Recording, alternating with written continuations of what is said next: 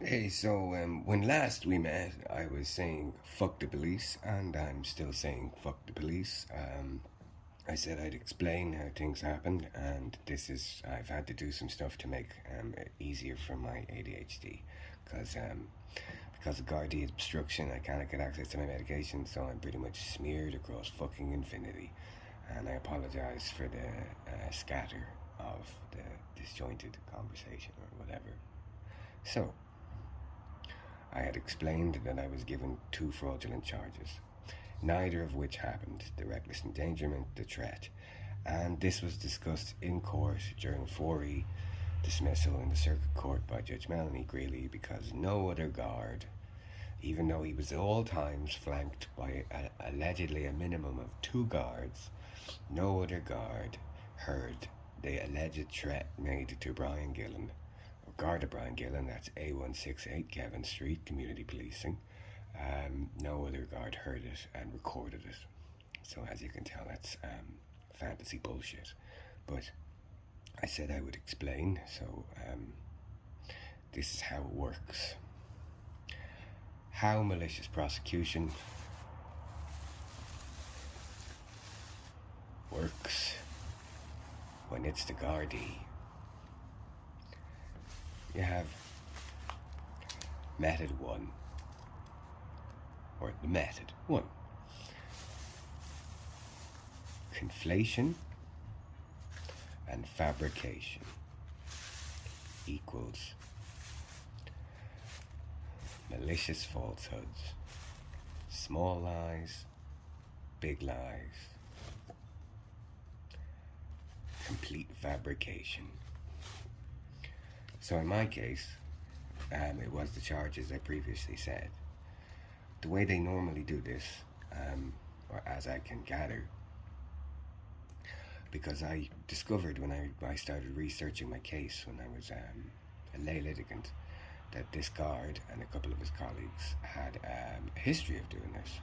So I discovered a 2015 case where Garda Gillen and colleagues had taken a bad faith, abusive process, malicious prosecution against a young gambler named Daniel Tighe and lied in court.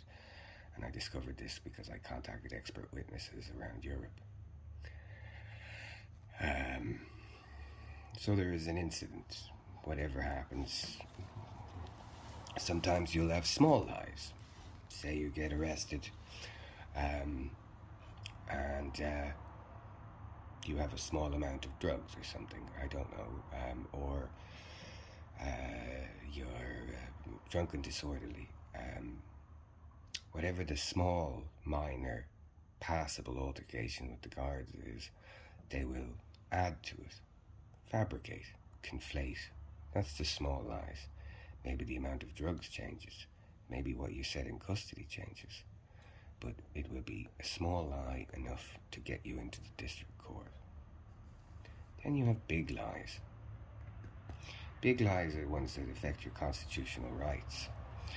There was a kid there recently who was arrested for having cannabis jellies. I happened to be in the district court for his trial, part of his trial or his bail hearing, and a good example would be the lies that guards told during his bail hearing to deny him bail, where they invented things that he said in custody, including but not limited to, that he was going to skip the country and all this stuff. Guards lie routinely during bail hearings to make the person seem worse. This is to get to the next stage of the method. Of course, then you get to complete fabrication. That's when guards completely invent something from a mundane incident, whether they do it because they've targeted the person or whether they do it because they've vindictive reasons. It's hard to say. The person is noted on the pulse system as filing a GSOC complaint. Who knows the way the minds of human liver fluke work? I certainly don't, and I can't even fathom the evil that they live with each day. However, small lies, big lies, complete fabrication. They bring us to, and let's see if I can do this without knocking the camera.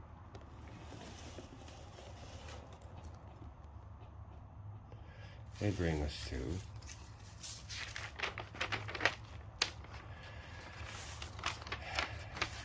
two, tenderization via institutionalization. And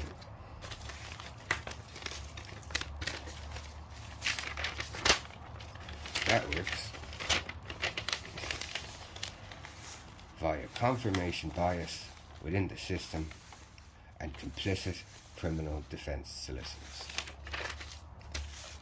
So, once Gardaí have used big lies, small lies, and complete fabrication, they usually use it to remand you to, at the very minimum, bail, which is in and of itself traumatizing and restrictive and very stressful. Ideally, they get to remand you into some form of custody, whether it's prolonged in the station jail. Shout out to, I think his name is Niall, Irishtown jailer, very nice man. If you have to have a jailer, he's the jailer you want. Or they ideally get you remanded to Cloverhill or a psychiatric unit. You'll be in there for a number of months, and that's where the tenderization happens. That is, you'll get brutalized or meat tenderized via the institutionalization for your 1 to 2 to 3 months before you're in court. If they really have it for you, or have targeted you, you can, the way it works is this: you, the first time you come out, you're in the district court, and it all happens very quickly, and the district court is a madhouse of the accused. There's no microphone. It's very scary if you haven't been there a lot, and it all is like some arcane ritual. That's how fast it moves, and you're not really clued in, and you're not told how it works. So you're just in the district court. There's a lot of people. The judge is usually bad-tempered because they have they're overworked, and the system is clogged and broken, and in a rush you end up before the judge. The charges are read out. It's all very fast. The judge, the judge is quite stern. Usually, most of them, almost all of them, are very stern. that's because they're judges, and you next minute, you know, your charges are getting kicked up to the circuit court, or your bail is getting denied. The process of the bail being denied or argued in the district court is to scare you into being more humble and supplicant and forelock tugging, so you're like in plead guilty. Maybe you don't get your bail lifted. Maybe you get your bail extended. Maybe it gets denied. Maybe they add extra charges out of nowhere. This is the period where you see solicitors really get quite agitated and upset with guards and judges. Often they request money that's beyond the capability of the poor person that's there, and that's another way of remanding the person. If the person can't pay the bail bond, they're back into prison, or they are in prison. It's like, it's a meat grinder, really. I hate to use an overused point, but if you do get kicked up to the circuit court, that happens very quickly, and it's the first time it happens, you're very bewildered, and the first thing that you're told, you go, what did all of that mean? And you're told, oh, it's more serious now, longer sentences, higher fines, more money involved, more serious sentences.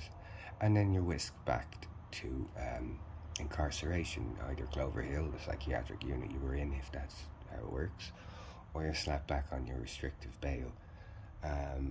They like to ask for very restrictive bail for people that they're trying to break, because it's a way of applying the screw.